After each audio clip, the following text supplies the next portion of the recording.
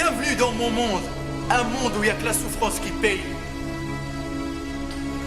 Allez, encore. Allez, les pouces. Tu les veux, ces mollets? Tu les veux? Allez, encore. Allez, encore. Souffle en silence. Respire. Encore. Jaune. Allez, on y va, encore. Tu les veux, ces mecs là? Tu les veux? Maintenant, souffle. Restez toujours à 300%, il n'y a que la souffrance qui paye. Et n'oubliez pas, On est les Spartiates! allez, 3, 2, 1, ça tourne. Bordel de merde. Karen, allez. Fais-t-il? Combat spartiate motivé à 300%.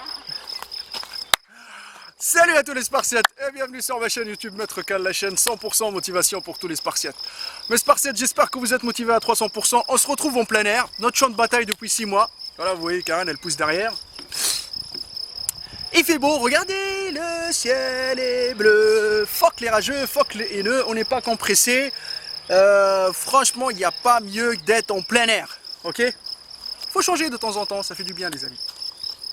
Bon, aujourd'hui les amis, on va parler d'un sujet super important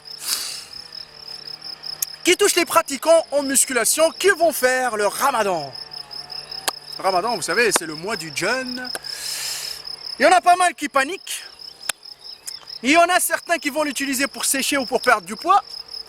Aujourd'hui, on va parler de deux parties. On va parler de la partie alimentation, on va parler de la partie entraînement. Et on va prendre plusieurs cas, ça veut dire que ça sera cas par cas. Donc écoutez la vidéo du début jusqu'à la fin, c'est super important. Même si la vidéo elle est longue, prenez le temps les amis, parce que c'est comme le mois du ramadan. Il faut prendre son temps et être patient. Voilà. Bon. On va commencer, première chose, par le plus dur à faire, l'alimentation. Parce que durant la journée, donc on va s'arrêter de manger vers 4h, 4h30, et on va recommencer à manger vers 22h à peu près. C'est long, hein, c'est long. Mais bon, voilà, il faut le faire, c'est comme ça. On est fiers d'être musulmans, jusqu'au bout, à 300%. Maintenant, les amis, on va prendre une personne qui a pour but, les amis, de garder sa masse musculaire. Ça veut dire qu'il a galéré, disons, les 11 mois pour prendre de la masse musculaire. Et quand il voit le mois du ramadan arriver, il panique. Il dit putain, je suis dans la merde, je vais perdre du muscle, je suis en mode galère. Maintenant, avant que je commence à détailler les programmes d'entraînement, le programme alimentaire et tout ça, je le dis que c'est un partage de ma part, c'est gratuit, vous pouvez suivre les instructions et ça marche vraiment. Je vous le dis, ça marche vraiment. Donc chaque cas, vous regardez, vous situez dans un cas que je vais vous présenter, après vous suivons voilà, votre rythme de vie. Donc les amis, on va commencer par, déjà vous savez que avant le mois du ramadan, vous avez un objectif, que ce soit perdre du poids, ou que ce soit sécher, ou que ce soit prendre du muscle, vous connaissez votre, entre guillemets, intervalle calorique à consommer durant la journée. Donc ça, c'est super important. Donc vous gardez toujours les mêmes intervalles. Ok les amis? Vous prenez un intervalle calorique, vous savez, entre 2000 et 2500, vous gardez. N'essayez pas d'abuser, n'essayez pas de vous restreindre. Donc, pas non plus bouffer comme un, je sais pas moi, comme Hulk, et pas non plus s'arrêter de manger complètement. Donc, on garde toujours l'apport calorique qu'on a avant le mois du ramadan, s'il vous plaît. Donc ça, c'est la première chose à tenir en tête. On va commencer par les personnes qui, entre guillemets, s'entraînent le matin, juste après avoir arrêté de manger, on va dire 4h30, c'est son dernier repas, et après il va aller directement s'entraîner. Les amis, pour cette personne-là, qu'est-ce qu'il faut qu'elle fasse? Avant d'aller s'entraîner, il faut qu'elle prenne un bon petit-déj. C'est-à-dire qu'elle va prendre le même petit-déj qu'elle mange d'habitude durant sa prise de masse ou durant sa sèche, Mais elle le mange, les amis, avant d'aller s'entraîner. C'est le repas le plus important. Parce que la personne, elle va aller pousser, elle va se sentir bien. Parce qu'elle vient de manger, elle va aller pousser, elle est bien. Mais attention, ne pas non plus bouffer comme un ouf avant d'aller s'entraîner parce que tu seras lourd. Et quand tu es lourd, tu ne pourras pas pousser. Et ça, je peux le dire parce que j'ai ici une testeuse. Des fois, quand elle mange beaucoup, quand elle va à la salle, je peux vous dire qu'elle pousse pas. Voilà, elle n'arrive pas à pousser quand le ventre il est blindé. Ok, les amis? Ça, c'est pour la personne. Autre chose, il ne faut pas non plus que cette personne-là qui s'est entraînée vers 6h ou 7h du matin, elle arrive à la salle, elle se défoule comme une ouf, ok, elle s'épuise à fond et qu'elle soit vraiment en déficit calorique, mais à l'excès, quoi. Pourquoi? Parce que vous avez toute la journée à ramasser, les amis. Hein. Et une journée super longue, je vous le dis, hein, que vous soyez en prise de masse ou que vous soyez en sèche, vous allez galérer. Autre astuce, les amis, pour cette personne-là qui s'entraîne le matin, il faut qu'il fasse attention, qu'il ne mange pas, ok, la veille, trop sucré ou trop salé. Pourquoi? Soit vous allez faire de la rétention d'eau durant la journée, ou soit vous allez avoir super soif. Et on sait très bien que le plus dur, c'est de résister à ne pas boire. Ça, c'est le plus dur au ramadan. Je peux vous dire que moi aussi, je galère. Moi, l'alimentation, je peux rester tranquille, il n'y a pas de problème. Mais l'eau, c'est la vie. Je vous le dis tout de suite. Ça, on est parti pour le cas de la personne qui s'entraîne le matin. Cette personne-là, qu'est-ce qu'il faut qu'elle fasse la veille maintenant? Donc, elle, il y a le ftour, normal. Il faut qu'elle mange, ok, ce qu'elle mange pas durant la journée. Elle regroupe son apport calorique durant la journée. Elle le partage la nuit. C'est clair, net et précis ce qu'il va faire, lui. Il va garder le repas le plus important le matin. Pourquoi cette personne-là, elle va garder le repas le plus important le matin? Parce qu'elle va aller pousser juste après. C'est ça, c'est comme ça que ça se passe pour cette personne-là. C'est logique. Ok, les amis? Sauf que cette personne-là, ce qu'elle va faire aussi, quand elle va couper le jeûne, elle va prendre 2 dattes, je sais pas moi, un verre de lait, voilà. Et après, elle va commencer à prendre la shorba, la halira, un truc chaud, tu vois, pour voilà, détendre un peu les intestins qui étaient un peu compressés, parce que l'estomac, ça rétrécit, ok les amis, n'oubliez pas, ne vous défoulez pas sur la bouffe, ne vous défoulez pas sur l'eau, ne vous défoulez pas sur les boissons gazeuses, et ne vous défoulez pas sur les pâtisseries. Chez les Arabes, c'est connu. Voilà. Et même Karen, elle les connaît, les noms des pâtisseries, hein. Surtout le gazouz. Le gazouz, les baklawa, les cornes de gazelle, yallah. Ok? Bon. Donc. Bon, les cornes de gazelle. Elle dit c'est bon les cornes de gazelle. Donc je reviens les amis. Le plus important, c'est que cette personne-là, elle mange ses 2 dattes. Voilà, pour couper son jeûne, c'est un rituel. Après ça, elle prend la halira. Et on sait très bien que dans la halira aussi, il y a des glucides, généralement. La sauce tomate, des épices. Voilà, il y a des glucides dedans, vous regardez, hein, vous calculez vos glucides, hein, vous regardez la boîte, derrière, il y a le nombre de par quantité, par portion et tout. Toujours calculé. Regardez, ne vous stressez pas, hein, si vous dépassez 100 ou 200, ne vous stressez pas, ça ne va pas être une catastrophe. Ne vous inquiétez pas, parce que tellement vous allez les dépenser durant la journée, parce que vous allez bouger aussi, parce que vous allez travailler, vous n'allez pas rester chez vous à dormir. Maintenant les amis, cette personne-là, donc elle a cassé le jeûne, elle attend, on va dire, le temps, elle ne remplit pas directement son estomac d'un coup, avec un plat de pâtes, blaf, comme ça. Non, ça ne marche pas comme ça. Elle prend des glucides, des lipides et de la protéine. Surtout, gardez votre apport en protéines, c'est important pour vous quand vous faites de la musculation.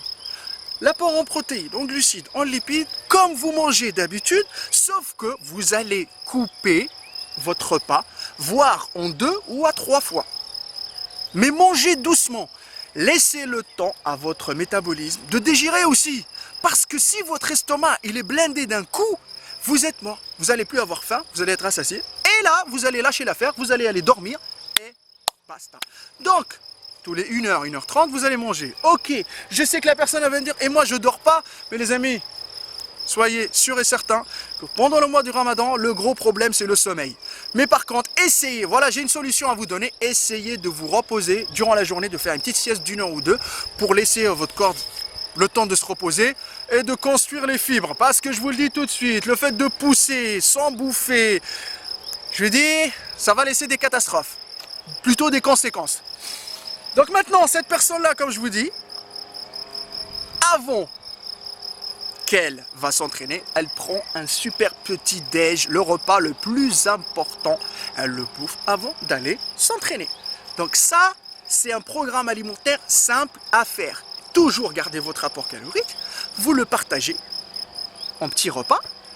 Ayez toujours minimum, je vous le répète encore une fois, 4 à 5 heures de sommeil, c'est important les amis. Essayez de gérer. Organisez-vous comme vous pouvez. Organisez vos gamelles, les heures de gamelles, etc. Ça, c'est important. Et faites une petite sieste durant la journée. Ça, c'est pour une personne qui s'entraîne le matin, juste après le dernier repas. Je vais venir maintenant à mon cas à moi, une personne qui s'entraîne avant le ftour. Qu'est-ce qu'il va faire cette personne-là? Elle va aller s'entraîner. Je ne vais pas parler de l'entraînement. Elle va aller s'entraîner. Et directement en rentrant, ce qu'elle va faire, c'est normal. C'est qu'elle va aller manger. Mais pas se défoncer sur la bouffe. Non. Couper son jeûne. Et commencer par, ce que je fais moi, commencer par un bon repas riche en glucides, riche en protéines et lipides. Donc, mais par contre, une quantité pas trop conséquente pour mon estomac. Limite, si par exemple, je vais vous donner un exemple, si moi je mange 150 grammes de riz avec 200 grammes de poulet et avec 100 grammes de légumes, ce que je vais faire, c'est que je vais partager le riz. Je ne vais pas prendre, par exemple, 150 grammes, je vais prendre que 100 grammes, je vais limiter et je vais le laisser pour après. Et au niveau des légumes, pareil. Et les protéines aussi. Donc, ce que je vais faire, c'est que je vais couper sur 2 fois. Au moins, je mange ce que j'ai envie de bouffer. Je laisse le temps à mon système, en même temps, de digérer et de lui donner les bons aliments qu'il a besoin juste après la séance. Ok, les amis? Après, les gens qui vont me dire, oui, je prends directement un checker, machin. Si franchement, si tu as envie de prendre directement une collation en attendant que tu rentres chez toi et que tu vas aller manger parce que tu as par exemple 30 minutes avant d'arriver chez toi, ok. Sauf que moi, je vous le dis tout de suite, directement après la séance, je rentre chez moi, je coupe le jeûne et je mange mon petit repas équilibré. Ok les amis, ça c'est pour la personne qui s'entraîne avant. Donc ce qu'elle va faire, elle coupe le jeûne avec le lait et directement elle passe avec un petit repas. Et 2 heures derrière, ce qu'elle va faire, directement elle va commencer à prendre les repas qu'elle n'a pas mangés durant la journée. Par exemple, je sais pas moi, les pâtes avec la sauce tomate, les glucides, direct après le poulet, le steak haché 5%. Gardez toujours le même, écoutez, gardez toujours ce que vous avez habitué votre corps à manger les mois d'avant. Vous les gardez pour le mois du Ramadan. Ne changez pas vos habitudes. Si vous aimez manger des amandes, des noix de cajou, gardez les amandes et les noix de cajou durant le mois du Ramadan. C'est important. Ne stressez pas votre corps. Sauf que comme vous avez votre apport calorique, vous connaissez votre apport calorique, vous savez comment vous allez manger, vous allez vous organiser, vous allez peser vos aliments, vous allez calculer vos calories. Toujours l'intervalle, il est là, à respecter, c'est bon. Donc là, il n'y a pas moyen. Le soir, ce que je fais, moi, je partage. Tout le temps, je partage. Et je finis toujours par une bonne collation avant de couper le jeûne. Je vous le dis tout de suite, c'est-à-dire que 3 repas et une collation, pour moi, c'est primordial. C'est primordial. Maintenant, on va aller dans un autre cas. On a un autre cas. L'autre cas, c'est quoi? C'est les personnes qui ont des salles qui sont ouvertes 24/24. Et qu'est-ce qu'ils vont faire? Il va aller s'entraîner, juste après avoir coupé son jeûne, il va aller à la salle. Cette personne-là, j'ai une solution pour toi, mon ami. Tu vas aller manger tes dattes, couper ton jeûne, ok? Tu prends de la soupe, tu manges ta soupe, etc. Mais, le conseil que je te donne, ne t'affole pas sur la bouffe, ni sur l'eau, parce que, quand tu vas aller t'entraîner, mon ami, c'est clair, net et précis que tu ne pourras pas pousser, ok? On est bien d'accord sur ça. Donc cette personne-là, franchement, un conseil pour toi, prends-toi un petit shaker, ok? Fais-toi un petit, franchement je te le dis tout de suite, un petit gainer maison. Simple à faire. Regarde ce petit gainer maison. Des flocons d'avoine en poudre, tu rajoutes 30 grammes de whey, ok? Tu prends une banane, tu la mixes et tu vas à la salle. Bon, les gens ils vont me dire oui, on peut trouver de la maltodextrine, voilà, on peut remplacer ça. Bah, faites comme vous voulez les amis, mais ça c'est une recette. J'ai testé ça quand j'étais sur Paris et j'y vais à la salle et je peux vous dire que je poussais super bien. Ok? Donc tu fais ton petit shaker, tu vas aller t'entraîner, tu es encore léger, tu as pris quand même une bonne portion de protéines rapides, ok? Les glucides ils sont là aussi. Tu traces directement. Après, en rentrant, mon ami, tu te fais un repas consistant, correct. Protéines, lipides, glucides. Le repas le plus important, direct après l'entraînement, frérot. Et après, tu continues toujours ton intervalle calorique. Tu partages, jusqu'au dernier repas. Donc voilà, moi, je vous ai détaillé un peu les cas. Maintenant, on va venir à l'entraînement. Les conseils que je vais donner à l'entraînement, et je vais être bref et précis, c'est simple. Si les gens, ils n'arrivent pas à faire 5 séances, il n'y a pas de souci, vous en faites 3, vous allez perdre 2 séances, sauf que vous allez travailler en half body, vous allez travailler 2 muscles en même temps. Le but, c'est de ne pas lâcher l'entraînement. Parce que si vous avez un but de perdre du poids ou de sécher ou de prendre de la masse musculaire, et si vous ne vous dépensez pas à la salle de sport, vous ne cassez pas les fibres, vous n'allez pas entretenir ce que vous avez gagné en masse musculaire ou ce que vous avez gagné en perte de poids ou de sèche si vous ne faites pas de sport. Donc, les séances. Limitez le temps des séances. On ne va plus aller pousser 1h30, 2 heures. On va aller pousser 45 minutes par exemple. Ce que je fais. Ou sinon, enlever 2 séances et travailler 2 muscles en même temps. Ou sinon, vous utilisez la technique half body ou full body, les amis. Mais ne lâchez pas l'entraînement. Les gens qui veulent toujours rester en mode split muscle par muscle, restez les amis. Sauf que, je le répète encore une fois, si clair, net et précis que ces personnes-là, ne lâchez pas les mouvements de base. Les mouvements de base, soulever terre, les développer couché, le squat, ne les lâchez pas les amis. Ne restez pas que sur les machines guidées ou sur les exercices d'isolation, mais faites-vous des petites séances. Poussez correctement, ne vous défoulez pas, évitez au maximum les blessures. Vous savez très bien que vous n'avez pas assez d'eau, ça peut risquer à faire des tendinites, etc. Voilà les amis, mais gardez toujours un bon rythme pour vous faire plaisir, vous entraîner. Oubliez que vous avez des contraintes par rapport à la bouffe ou par rapport au ramadan et ça va bien se passer les amis. Voilà, donc c'est tout simple. Donc je vous ai donné mes conseils, maintenant à vous de les appliquer les amis.